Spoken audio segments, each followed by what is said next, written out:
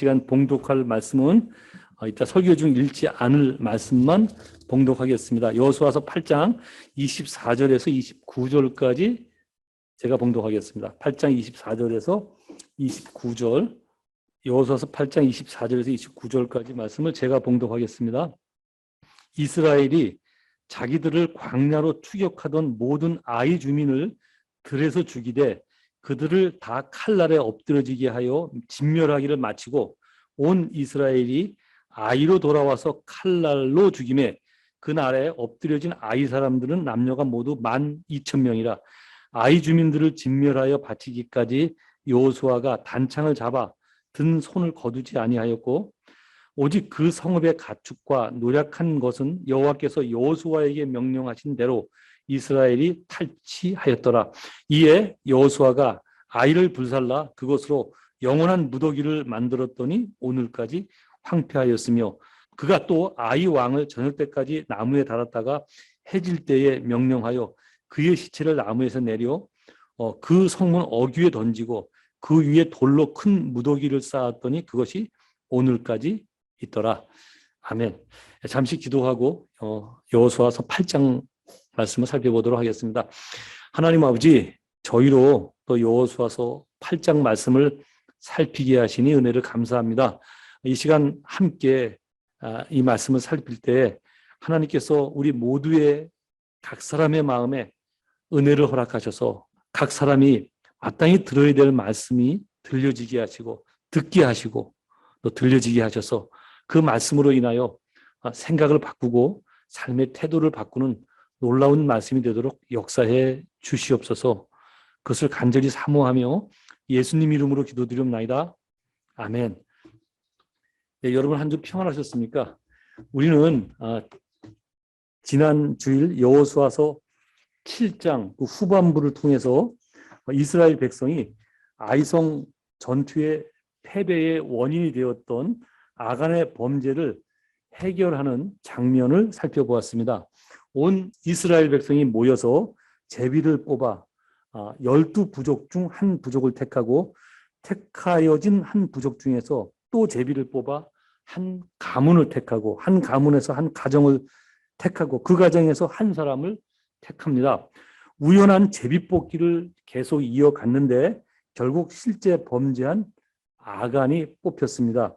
그때야 비로소 아간은 자신이 하나님께서 금한 죄를 범하였다 그렇게 고백합니다.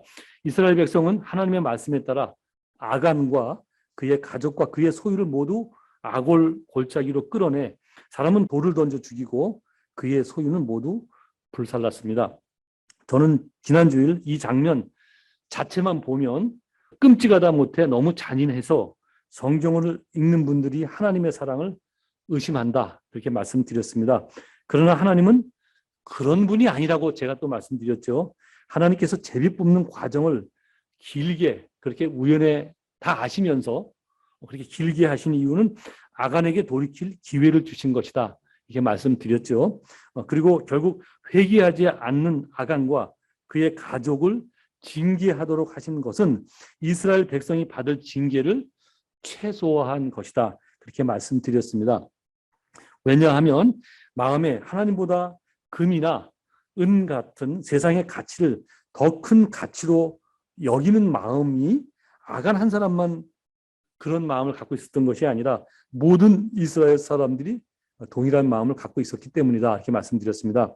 그래서 하나님은 처음부터 아간 한 사람을 지적하지 않으시고 긴 제비 뽑는 과정을 통해 모든 이스라엘 백성이 혹시 자신이 뽑히지 않을까 긴장하는 지옥의 시간을 모두 함께 겪게 하신 것입니다. 그러나 하나님보다 세상 가치를 더 귀히 여기는 마음을 가장 앞서 실천했던 사람이 아간과 그의 가족이었기 때문에 그의 가족이 그랬느냐는 것은 성경이 정확하게 말씀하고 있지는 않습니다. 그런데 아간이 그 절취한 물건을 어디다 숨겼나 하면 자신의 텐트 안에 숨겼거든요. 근데 텐트가 오늘날 집같이 그렇게 크지는 않잖아요. 간신히 집만 자기만 들어가서 쓸 수 있는 텐트였는데 그것도 땅 아래 숨긴 거는 은 200세겔이었고 남은 것은 다 텐트 안에 그냥 감췄어요. 그 가족이 몰랐을 리가 없지요. 예, 다 알고 있었다는 것을 우리가 성경이 말씀하지 않아도 얼마든지 짐작할 수 있습니다. 그래서 아간의 범죄를 알고도 그 동참한 그의 가족만으로 징계를 최소화해서 이스라엘 백성을 벌하신 것입니다. 그래도 너무하지 않냐? 물론 그렇게 생각하실 수도 있습니다. 근데 오늘날의 시점에서 보면 안 돼요. 그 당시 시점에서 그런 징계는 큰 징계가 아니고 그 당시 전투에서 특별히 또 그 지역적 상황에서 그런 그 벌은 얼마든지 늘 있어 왔던 그 방식입니다. 그래서 오늘날 시점에서는 굉장히 끔찍하게 느껴지지만 그 시점에서는 하나님께서 징계를 최소화해서 이스라엘 백성을 벌하신 것입니다. 그리고 저는 지난 주일 그런 내용을 전하면서 성경이 말씀하고 있는 매우 중요한 하나님의 속성을 한 가지 말씀드렸습니다. 구원은 무조건적인 하나님의 선물입니다. 우리가 무슨 죄를 졌던 어떤 삶을 살았던 하나님께서 무조건적으로 용서해 주셨지만 그러나 그렇게 해서 하나님의 은혜로 구원받은 백성이 그 이후에 하나님의 백성답게 살지 않는 또 죄를 범한 것은 하나님께서 무조건적인 사랑으로 용서하지 않는다고 말씀드렸습니다. 그게 하나님의 속성입니다. 그 이유는 하나님은 당신의 귀한 백성을 결코 포기하지 않기 때문입니다. 우리 예배 중 찬송하면서 우리 김도현 집사님이 다윗의 고백을 말씀드렸잖아요. 그 다윗이 그렇게 고백한 이유가 있어요. 자기가 어디를 가도 예를 들면 지옥에 자리를 펼지라도 날개를 달고 어디를 도망갈지라도 그 하나님의 시선을 피할 수 없다고 고백한 것은 하나님이 포기하지 않는 분이시라는 것을 알았기 때문에 다윗이 그 고백을 한 것입니다. 역으로 말하면 하나님의 사랑이고 하나님의 지키심이지만 또 반대로 얘기하면 하나님은 당신 백성을 포기하지 않으십니다. 우리가 잘못했을 때 대충 넘어가지 않고 그냥 버려버리면 끝이잖아요. 오늘날 우리 얼마나 풍족한 세상에서 물건 쓰다 망가지면 고칠 생각 안 하죠. 그죠? 근데 하나님은 그렇게 안 하시거든요. 포기하지 않으시고 끝까지 붙으셔서 당신 백성들을 온전케 하신다고요. 네. 그래서 그게 하나님의 사랑이고 징계는 하나님의 다른 사랑의 표현이죠. 반드시 징계를 하시거든요. 그 사실을 신약 성경 히브리서 기자는 히브리서 12장에서 이렇게 말씀합니다. 하나님이 아들과 같이 너희를 대우하시나니 어찌 아버지가 징계하지 않는 아들이 있으리요. 징계는 다 받는 것이거늘 너희에게 없으면 사생자요 친아들이 아니니라. 아셨죠? 그죠? 예, 하나님은 징계를 하셔서라도 반드시 온전케 하십니다. 그것이 하나님의 온전하신 사랑이기 때문에 그렇습니다. 그리고 지난주일 저는 죽음도 하나님께서 사용하시는 징계 중 하나라고 말씀드렸습니다. 그래서 세상에서의 죽음이 모두 하나님과 단절이고 지옥 가는 것이 아니라고 말씀드렸죠. 그 예로 바울도 스데반도 예수님도 우리가 볼 땐 비참한 모습으로 돌아가셨어요. 그죠? 그리고 예수님의 제자들도 모두 마찬가지입니다. 구약에서 가나안에 못 들어간 모세도 어떻게 보면 억울한 죽음을 당했죠. 그죠? 근데 그들이 모두 하나님과의 관계가 끊어진 게 아니죠. 예. 그러므로 이 시점에서 징계받은 아간과 그의 가족도 하나님과의 관계가 끊어진 것이다. 이렇게 말할 수 없습니다. 말할 수 없는 게 아니라 저는 하나님과의 관계가 끊어지지 않았다. 이렇게 감히 말씀드리고 싶습니다. 왜냐하면 모든 죄를 이스라엘 백성이 졌지만 하나님께서 아간을 대표로 징계하신 것이기 때문에 저는 그렇게 생각합니다. 물론 그래도 아닐 것이야 라고 생각하는 사람들은 당분간 그런 마음을 갖고 조금 더 성경을 좀 깊이 보십시오. 그러면 여러분들도 하나님이 누구신가를 깨달을 수 있을 것입니다. 여러분 그러므로 징계는 안 받는 것이 좋은 것이지만 하나님께서 보실 때 어쩔 수 없을 때는 징계를 통해서도 혹은 죽음을 통해서라도 당신의 사랑을 나타내신다는 사실을 알아야 됩니다. 성경이 그런 부분을 여러 곳에서 말씀하고 있기 때문입니다.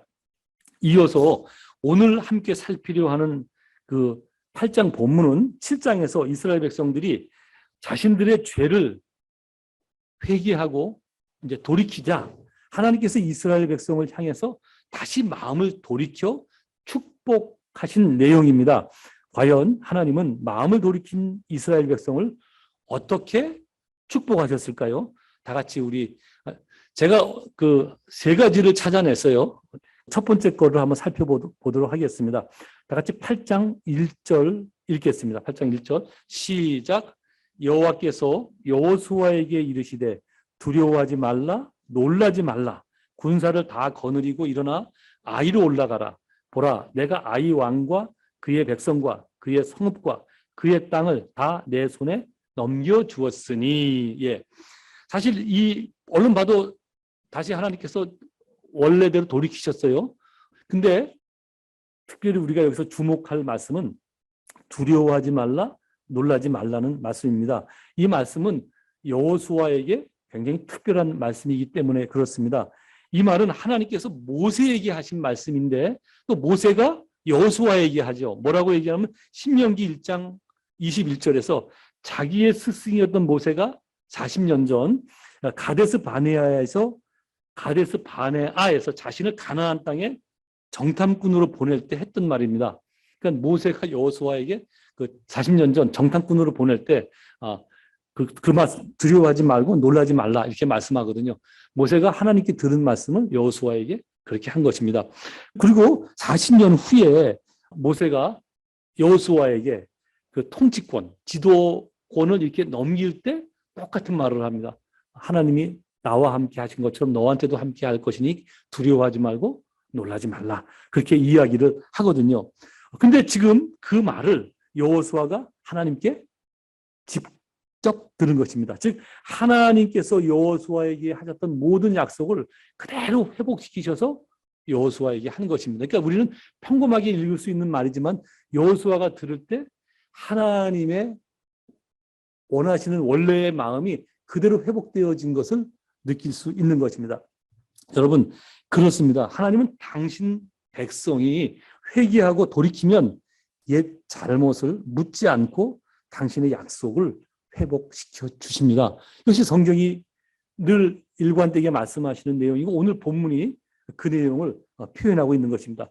사실 바로 이 부분이 우리가 아무리 하나님 흉내를 내도 낼 수 없는 모습입니다. 사람은 아무리 잘못을 용서한다 해도 그 마음에 흔적이 남아 있습니다. 그죠? 아무리 용서해도 어떤 잘못을 하나 또 하면 비슷한 잘못 또 하면 그렇지.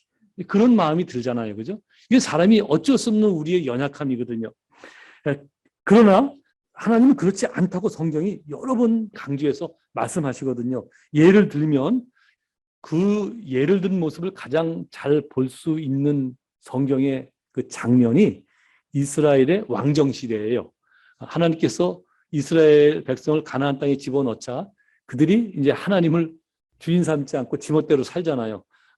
그런 내용이 사사기 내용이라고 말씀드렸어요. 사사기가 끝나자 이스라엘 백성들이 하나님께 항의하잖아요. 우리가 자꾸 주변 사람들한테 이렇게 얻어맞고 당하는 것은 우리에게 왕이 없어서 그렇다. 근데 하나님 뭐라고 그래요? 내가 왕이다. 그런데 아니다. 우리한테 왕을 주십시오. 그리고 고집을 피우니까 하나님께서 또 들어주세요. 하나님은 우리가 고집 피우면 들어주신다고 그랬어요. 말씀드렸어요. 왜냐하면 우리를 로봇으로 만들지 않으셨기 때문에 그래요. 그러니까 우리가 조심해서 살아야 돼요. 막 떼쓰고 막 그러면 말도 안 되는 기도도 때로는 하나님이 들어주신다니까요. 근데 그렇게 해서 받는 복은 그것이 우리에게 본인한테 축복이 안 돼요. 예. 여러분 그래서 세상이 아니에요. 우리 믿는 사람들이 떼쓰고 기도하면 하나님 다 응답해 주신다. 맞아요. 틀린 얘기 아니에요. 근데 그렇다고 해서 막 그냥 자기가 갖고 싶은 거 막 떼쓰고 애쓰고 기도하면 하나님께서 불쌍히 여기셔서 때로는 응답하실 때도 있어요. 예. 왜냐하면 그게 하나님의 성품이기 때문에 그래요. 이스라엘 백성이 그랬거든요. 왕을 달라고 고집하니까 왕을 주시잖아요. 그죠? 그리고 왕을 주시자 그 이스라엘 백성은 인간이 자기들이 뽑은 왕을 뽑아놓고 왕을 자기들의 주인 삼고 살잖아요. 근데 하나님은 그때부터 어떻게 해요? 끊임없이 계속해서 누굴 보내요? 선지자를 보내요. 그래서 모든 선지자는 왕정이 시작된 때부터 등장을 하거든요. 그 선지자를 통해서 계속 돌아와라. 끊임없이 말씀하는 거예요. 끊임없이 말했는데 돌아왔을까요? 안 돌아왔을까요? 예, 때로는 돌이키는 척만 하다가 역시 또 우상숭배로 돌아가요. 예, 이스라엘 백성은 왜 우상숭배를 했죠? 잘 먹고 잘 살기 위해서. 뭐 간단한 거예요. 자기를 위해서 우상숭배를 하는 거예요. 하나님을 섬기니 불편하거든요. 예. 하라는 것이 너무 많고 하지 말라는 게 너무 많아요. 귀찮아요. 예.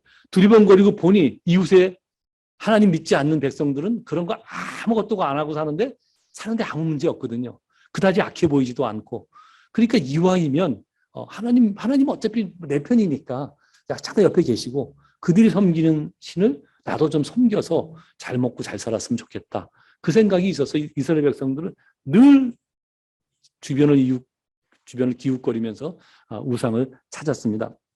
어쨌든 그 과정이 계속 반복되자 하나님께서 결국은 최종 통보를 하시죠. 그때가 북이스라엘이 이미 망했고 남유다가 남았을 때 남유다마저 망하기 한 120년 전 이야기입니다. 그 내용을 기록한 내용이 이사야서입니다. 이사야 선지자가 기록한 내용입니다. 이사야 선지자를 통해서 뭐라고 말씀하시나 하면 이렇게 얘기합니다. 곧 나는 나를 위하여 내 허물을 도말하는 자니 내 죄를 기억하지 아니하리라. 이게 몇 장에 기록되어져 있냐면 이사야서 43장에 기록되어져 있어요. 참 신기한 거예요. 여러분 아시겠지만 성경이 66권이잖아요. 그죠? 근데 이사야서가 66장이에요. 근데 재밌어요. 또 재밌다기보다는 너무 신기해요. 우리가 구약의 말씀은 왜 예수 그리스도가 오셔야만 되는지에 대한 기록이에요. 그러니까 구약의 내용은 다 이스라엘 백성들이 하나님을 배반하고 도망가고 하나님을 쫓아다니면서 매들고 돌아오라고 그러고 다 그런 내용이 구약 내용, 이스라엘 역사잖아요. 근데 이사야서가 그렇게 되어 있어요. 39장까지가 다 하나님께서 죄를 지적하시고 경고하시고 이런 내용이에요. 근데 40장 딱 넘어가면서부터 분위기가 바뀌어요. 너희가 돌아오면 이러이러한 그 축복을 주시고 이렇게 회복시켜 주시겠다는 내용이 후반부에 나와서 우리가 잘 아는 그가 찔림은 그가 상함한 이사야 53장 내용도 그 뒷부분에 그 기록된 내용이에요. 여기서 지금 곧 나는 나를 위하여 내 허물을 도말하는 자니 내 죄를 기억하지 아니하리라 한 것이 이사야 43장 내용이거든요. 그러니까 너희가 회개하고 돌아오면 이렇게 하시겠다는 거예요. 곧 나는 나를 위하여 너의 죄를 도말하고 아예 없애버리고 기억도 안 하시겠다는 거예요. 이게 하나님의 성품이에요. 인간은 그게 안 돼요. 근데 하나님은 그렇게 하시겠다고 지금 아예 약속을 하시는 거예요. 여러분, 하나님께서 이렇게까지 말씀하셨는데 과연 이스라엘 백성은 그래서 우상 숭배하는 죄에서 돌이켰을까요? 어떻게 생각하세요? 되게 어려운 퀴즈 같죠, 그죠? 돌이켰을까요? 안 돌이켰을까요? 알잖아요, 그 결과를 우리가. 그래서 결국 어떻게 해요? 바벨론에 다 포로로 끌려가잖아요. 안 돌이키거든요. 그러니까 안 돌이키자 하나님께서 이제 최종으로 마지막으로 보낸 선지자가 누구예요? 이스라엘이 망하기 전 마지막 선지자. 말라기? 말라기 아니죠. 말라기는 이스라엘 백성이 바벨론에서 돌아와 갖고 그 선지자의 모든 선지 내용에 마지막으로 기록된 내용에 이상하게 말자가 들어서 꼭 그렇게 보이긴 하는데 그 말라기는 사람 이름입니다. 예레미야서입니다. 예레미야 선지자가 그래서 별명이 눈물의 선지자잖아요. 그때는 돌아와라가 아니에요. 너희들 가서 매를 맞아라예요. 예레미야 선지자의 그 주된 내용은 가서 매를 잘 맞아라. 근데 매를 맞는 것으로 끝나는 것이 아니라 너희가 매를 맞고 돌아오면 실제 이스라엘 백성들이 가나안 바벨론 땅에 들어가서 매 맞으면서 완전히 돌이키거든요. 잘 아시겠지만 바벨론에 그 이스라엘 백성을 다 이렇게 포로를 보낼 때 하나님께서 그냥 보내요? 아니죠. 다니엘 딸려 보내잖아요. 그죠? 에스겔 딸려 보내잖아요. 에스겔은 중간 두 번째 딸려 보내고 그리고 그것으로 끝난 게 아니라 그들이 거기서 다 이제 자포자기했을 때 하나님은 또 느헤미야 이런 사람들을 세워서 또 죄를 돌아오게 하잖아요. 한 에스겔 선지자는 대략 포로로 끌려가서 한 3, 40년 됐을 때 활동했던 선지자인데 하나님이 에스겔도 딸려보내고 다니엘도 딸려보내고 그래서 계속 그 백성으로 돌아오게 한다고요.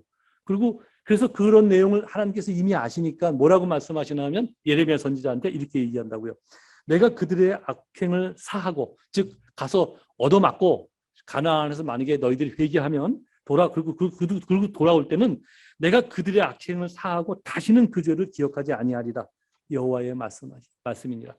다시는 기억하지 아니하리라. 너희가 돌아오면 다시는 기억하지 않겠다는 것이 계속 반복되는 하나님의 메시지입니다. 그런데 더 놀라운 것이 뭔지 아세요?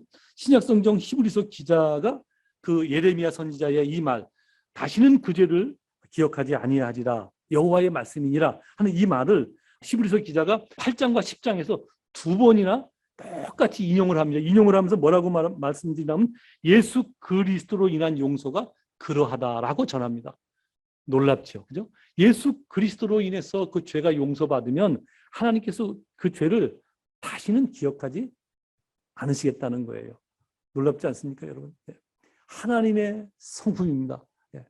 우리의 죄를 다시 기억지 않는다는 거예요. 여러분 그렇습니다. 하나님은 당신 백성이 언제라도 회개하고 돌이키면 그동안 지은 죄를 두 번 다시 기억하지 않으시는 분이십니다. 우리는 못하지만 하나님은 그렇게 하십니다. 이것이 예수님을 이 세상에 보내신 이유죠. 히브리서 기자의 말대로는 우리 죄를 다시 기억지 않게 위해서 예수 그리스도를 이 땅에 보내신 거예요. 그래서 예수 그리스도의 피공로를 내 죄 때문이라고 믿고 하나님 앞에 그 믿음을 고백하면 하나님께서 내 죄를 또 내가 지을 죄까지 다시는 기억하지 않으시는 분이십니다. 그리고 모든 축복을 다시 회복시키시죠. 여러분, 사람은 누구나 다 죄를 짓고 삽니다. 동의하시죠? 그죠? 본성이 죄를 향하여 있기 때문에 그렇습니다. 어쩔 수 없습니다. 그래서 선한 말을 하고 선한 미소를 지어도 누구처럼? 저처럼 목사이니까 선한 미소를 져도 누구나 그 마음속에 한편에는 남에게 들키면 안 되는 부끄러운 죄가 몇 개씩 쌓여 있고 또 그런 죄를 슬금슬금 저지르고 삽니다. 여러분 주저하지 마십시오. 그 죄에서 돌이키고 하나님께 그 죄를 고백하십시오. 그러면 하나님께서 용서해 주십니다. 그리고 나에게 그 죄를 다시 기억하지 않으시겠다 약속하셨습니다. 이것이 제 말이 아니라 성경의 약속입니다. 물론 우리는 똑같은 죄를 반복합니다. 그죠? 예, 괜찮습니다. 왜 괜찮냐면 하나님은 당신이 하신 약속을 지키시는 분이시기 때문에 그렇습니다. 다시 죄를 지으면 그 죄 때문에 징계하시지 과거의 죄를 다 모아놨다가 한꺼번에 쌓아서 징계하시 않으십니다. 지난주에도 말씀드렸지만 최대한 징계를 어떻게 하신다고요? 최소화시키신다고요. 최소화시키셔서 벌을 주시거든요. 얼마나 감사한 일입니다. 감사한 일입니까? 왜 회개할 용기가 없으십니까, 여러분?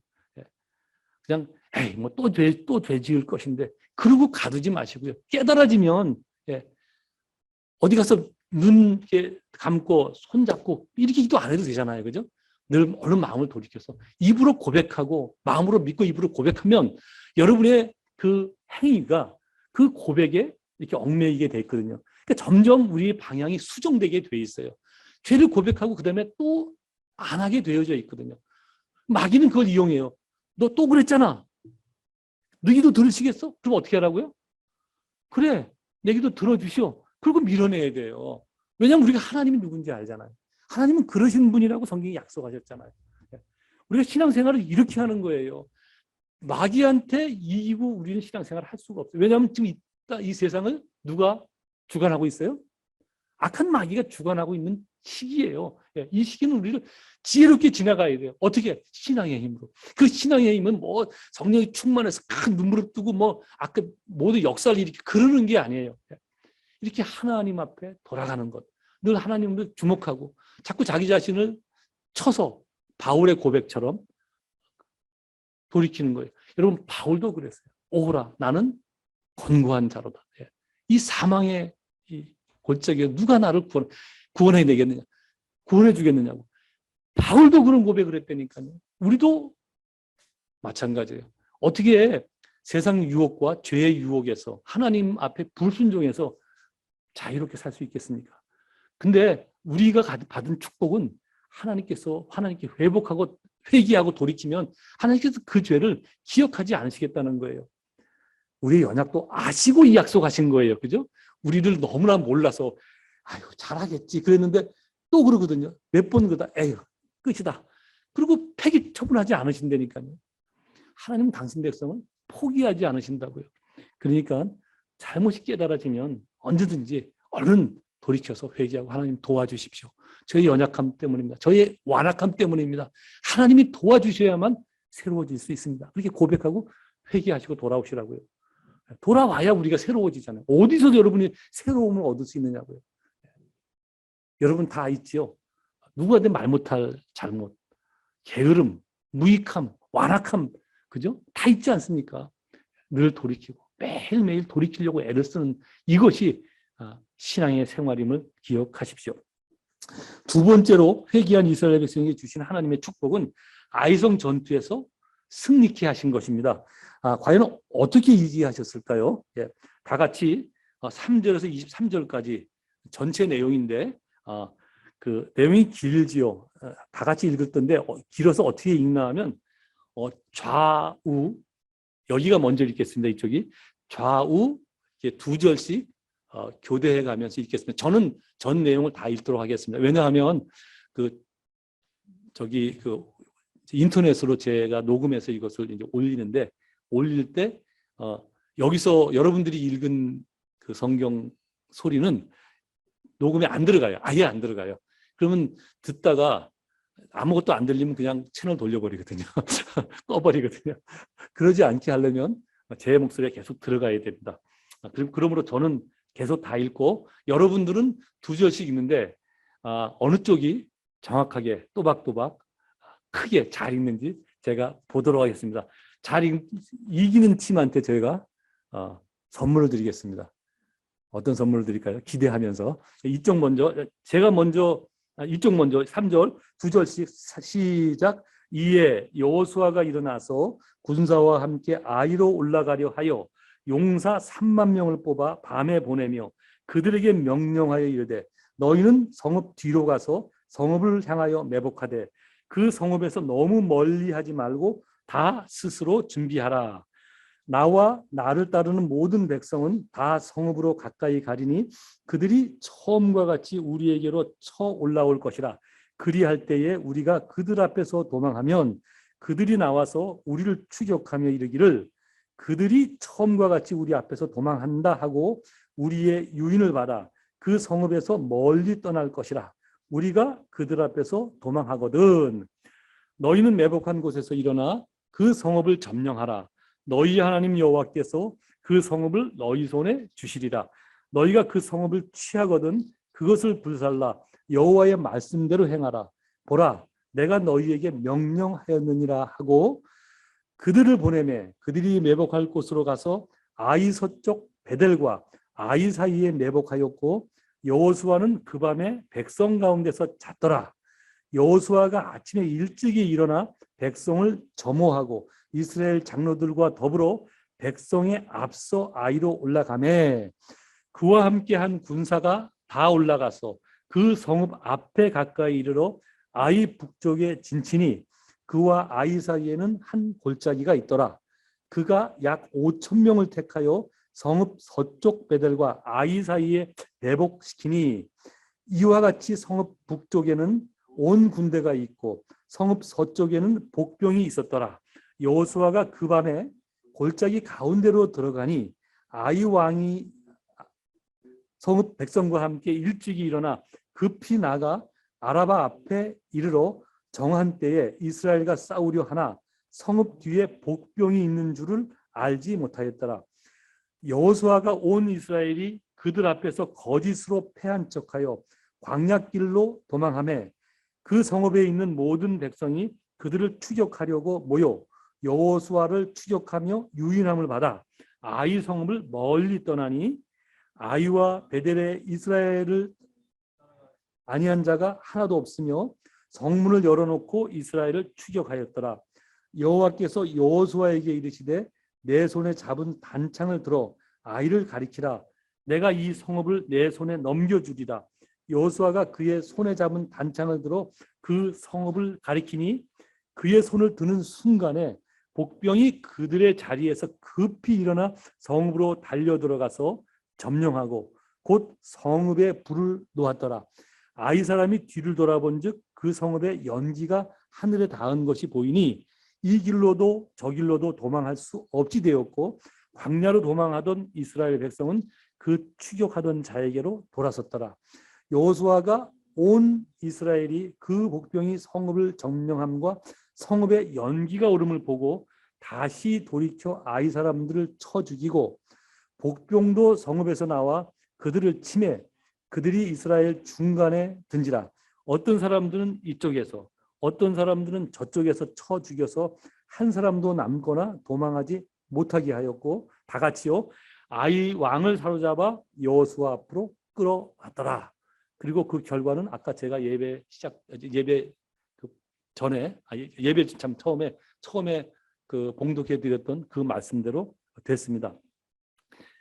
이 내용이 좀 긴데 제가 말로 설명드려도 될 것을 이게 굳이 다 읽게 한 이유가 있습니다.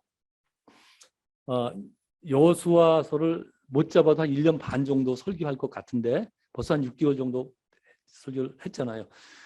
근데 여호수아서 말씀을 다 읽었는데도 불구하고 1년 반이나 설교했는데도 불구하고 여호수아서를 한 번도 안 읽은 분들이 꽤 있어요. 그러면 안 되잖아요. 그러니까 이렇게 해서라도 성경을 다 한번 여호수아서를 다 읽게 만들려고 제가 이렇게 하고 있습니다. 이렇게 하는 것이 이게 신약 시대의 예배의 방법이었고 또 그 회당 예배 때의 예배 방법이었습니다. 그래서 다 모여서 성경을 쭉 읽다가 한 어디까지 읽으면 그 부분을 표시해 놓고 덮어놓고 그 다음 주에 다시 만나면 또 다시 그 부분부터 펴서 쫙 읽고 또 선생님이 나와서 설명을 하고 또 다시 덮어놓고 이게 예배 방식이었거든요. 그래서 굳이 이제 그 방법을 제가 조금씩 따라하고 있는 것입니다. 그러니까 다 같이 여호수아서 그렇게라도 한번 다 읽었으면 좋겠습니다. 여하튼 보셨듯이 여호수아가 하나님께서 주신 회복으로 인하여 구상했던 그 승리 방법은 매복 작전입니다. 그래서 3,000명만 올려보내면 이길 수 있을 것이라고 생각했던 교만한 마음을 이제 버리고 3만 명의 군사를 보내 그중 일부를 아이성 뒤와 서쪽에 매복시키고 다른 병력은 이제 아이성을 공격했습니다. 그때 아이성 전체 인원이 아까 우리 읽은 대로 12,000명이었고 이렇게 전체 병력이 인원수가 한 12,000명 된다 그러면 그 중에 이제 군사의 수를 보통 이제 20-30% 보거든요. 그래서 정탐꾼이 2,000-3,000명만 올라가면 된다라고 말한 이유가 바로 그것 때문에 그렇습니다. 이제 어쨌든 최고로 쳤을 때 그중 군사가 약 3,000명 정도 될 것이라고 추정을 하거든요. 그러면 아이성 군사 대비 무려 10배의 군사를 이제 여호수아가 동원한 것입니다. 많이 달라졌죠, 그죠? 예. 분명 하나님께서 이기게 해주신다고 약속하셨는데 여호수아는 자신이 할 수 있는 최선의 노력을 다해서 전쟁에 임한 것입니다. 여러분 그렇습니다. 우리는 분명 하나님의 백성이기에 하나님의 도우심을 늘 기대하며 삽니다. 그렇죠? 네. 그러나 최선을 다해야 됩니다. 성도로서 사는 삶도 마음을 다하고 성품을 다하고 힘을 다해서 하나님을 섬겨야 하며 죄와 싸움에서도 할 수 있는 최선을 다해 싸워야 됩니다. 그래서 제가 그런 말씀 종종 드렸잖아요. 학생들 공부 열심히 해야 된다. 그죠? 예. 하나님께서 도와주시니까 대충 공부하고 하나님 도와주십시오. 그렇게 기도하면 안 된다고. 하나님이 도와주십니다. 근데 우리가 할 수 있는 최선을 다해야 하는 것입니다. 이것이 성도들의 사는 방법입니다. 또 제가 그런 말씀 드렸죠. 직장인들 요즘도 그러는지 모르겠지만 직장 가서 뭐 신우회 한다 이러면서 남들 다 근무 시간에 근무 빼먹고 모여서 신우회하면 온갖 욕 다 먹는다. 예? 그죠? 그거 하려면 시간 더 내서 해야 되는 거예요. 시간 더 내서. 남들보다 더 관심 가져 회사도 아끼고 예, 또 그 여러 가지 팀을 위해서 봉사하는 마음도 더 많이 표현하고 성도는 그렇게 살아야 되는 것입니다. 그리고 하나님의 도우심을 구하십시오. 하나님이 도와주시거든요. 하나님이 도와주셔야만 온전한 것입니다. 그러나 최선을 다해야 하는 것입니다.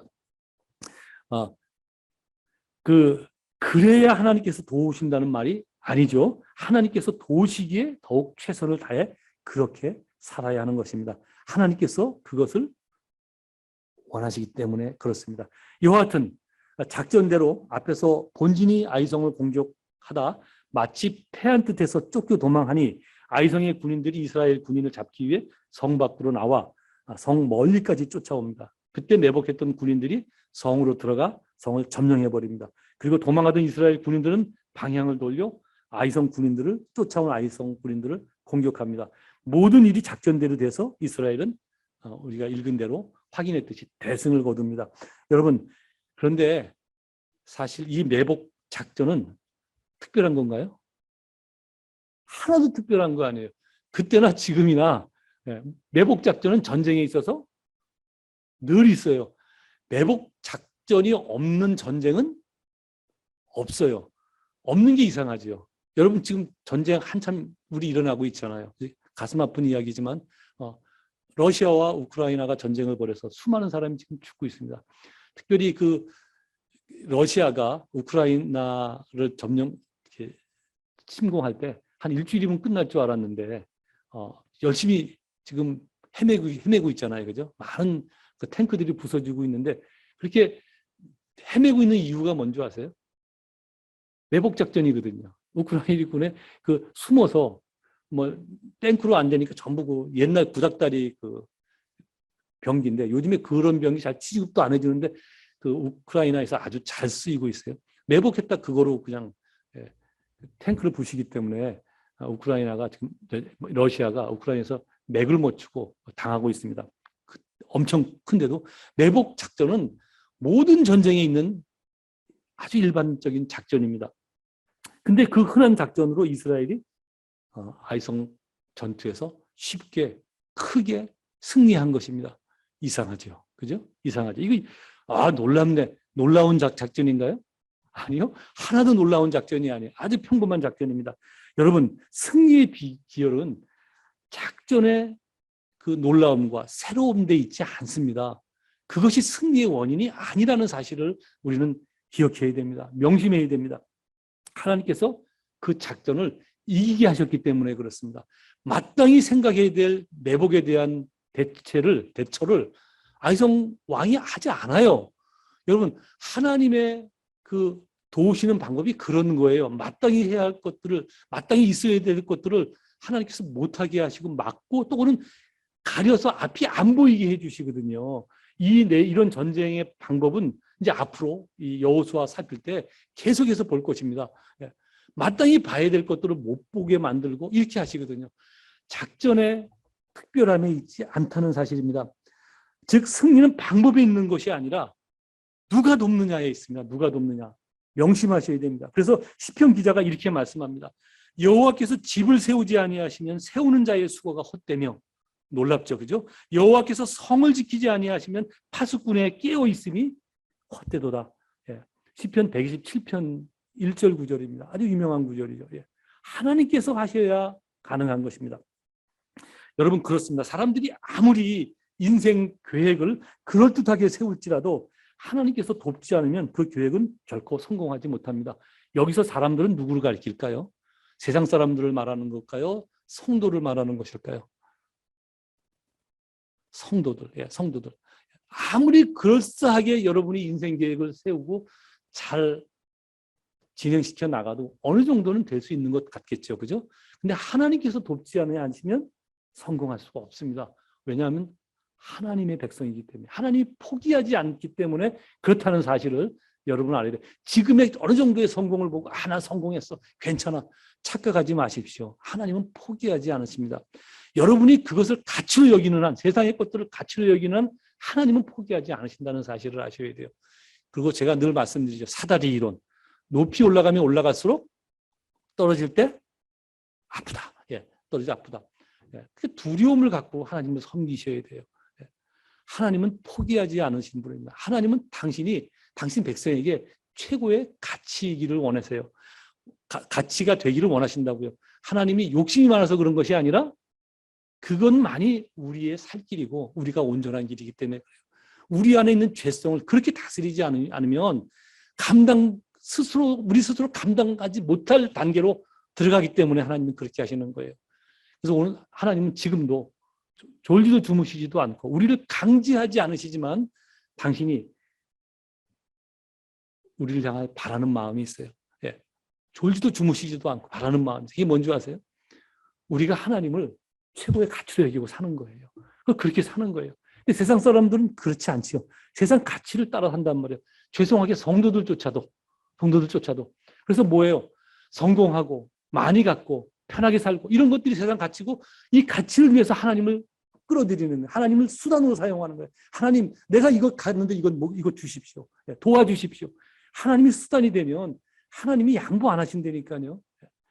물론 막 애쓰고 떼쓰면 어느 정도 가만히 놔두면 상하니까 들어줄 수는 있지만 여러분 그것 때문에 여러분 다친다는 사실을 아셔야 돼요. 하나님 포기하신 분이 아니십니다.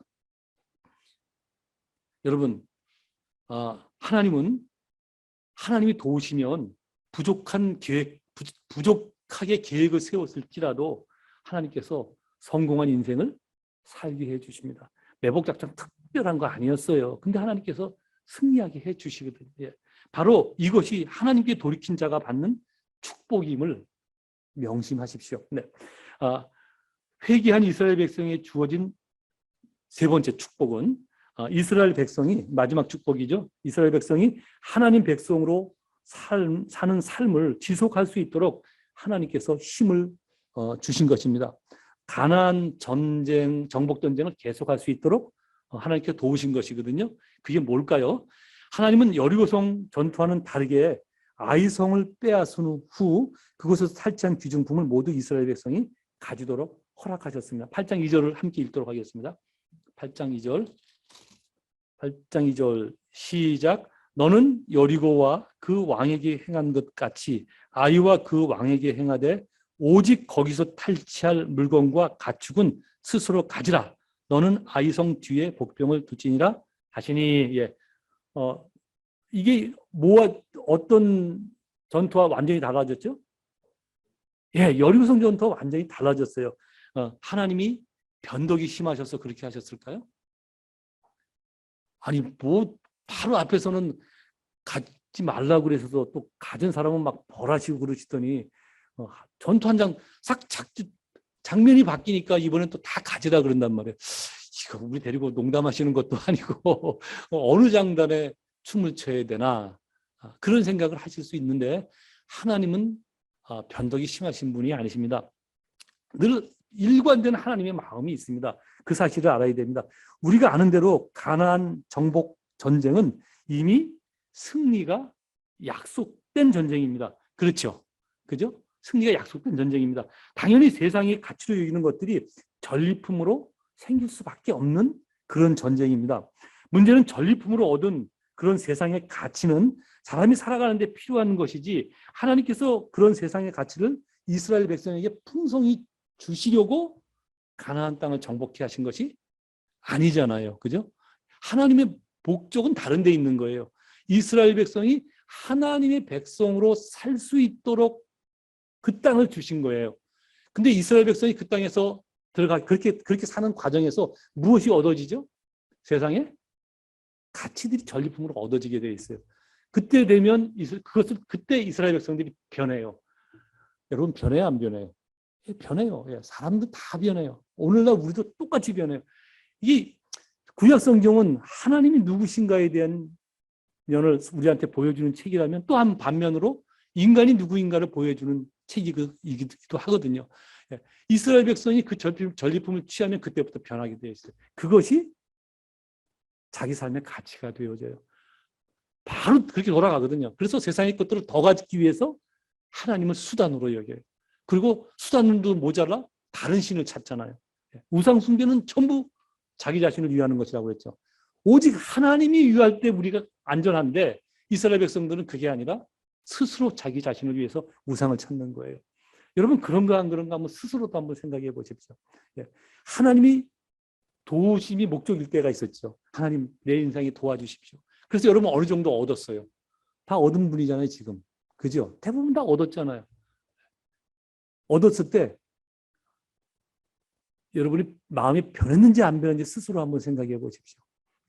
하나님이 여전히 목적으로 남아있는지 하나님이 수단이 되어졌는지 한번 스스로 한번 생각해 보십시오. 사람들은 변하거든요. 그게 문제예요. 하나님 너무 잘하신단 말이에요. 그래서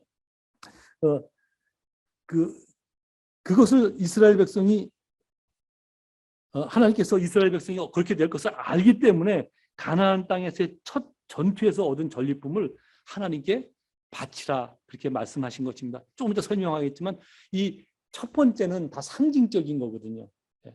여러분 기억나세요? 이스라엘 백성이 애굽에서 나올 때 마지막 10번째 재앙이 모든 첫 번째 것이 다 죽는 그런 재앙이었잖아요. 첫 번째 것이 죽었다는 것은 전체가 다 죽었다는 거예요. 그래서 우리가 구원을 이야기할 때 그 모형으로 죄와 죽음에서 사망에서 건짐을 받았다를 어떻게 모형과 대비시키냐면 이스라엘 백성이 애굽에서 빠져나오는 것을 말하잖아요. 그죠? 애굽이 다 죽음에서 건져낸 거예요. 모든 애굽에 살았던 사람이 이미 죽은 건데 하나님께서 당신 백성을 거기서 건져내 살리신 거라고요. 첫 것은 다 상징적인 거예요. 하나님이 잔인한 분이 아니시다니까요. 상징적으로 하신다고요. 그리고 그것을 보고 다른 사람이 깨닫게 하신단 말이에요.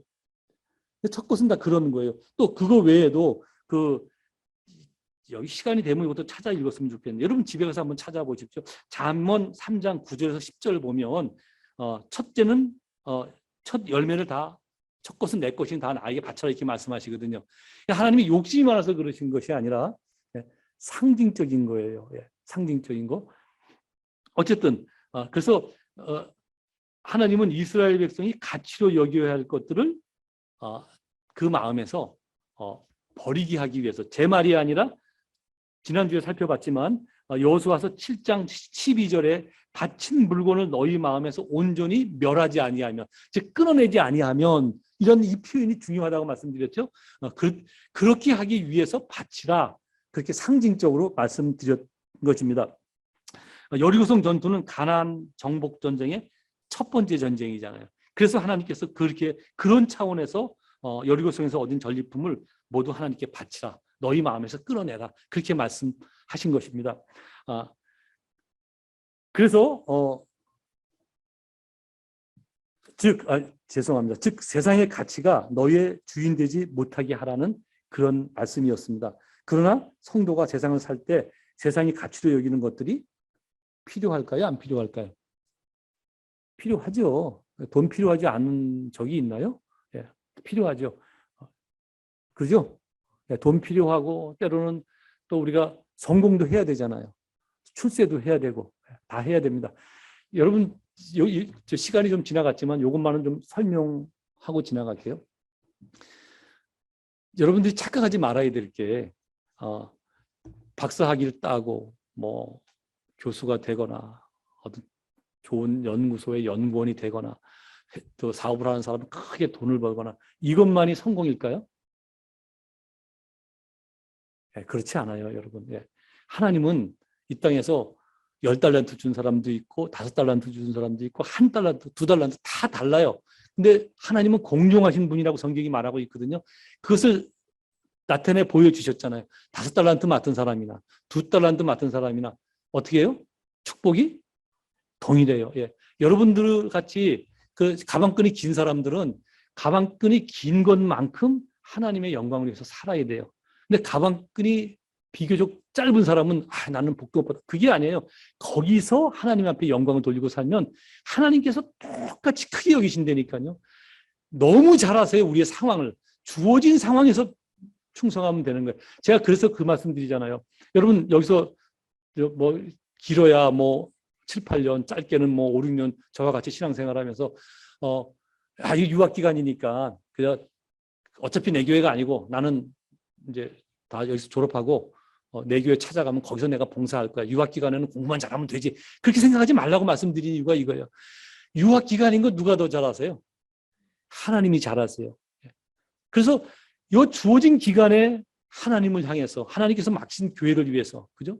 주변의 신앙 성도로서 바르게 살기 위해서 애쓰고 노력하면 하나님이 그것을 너무 크게 여기신다고요. 자기 주어진 범위에서 최선을 다한 거 하나님이 아신다니까요.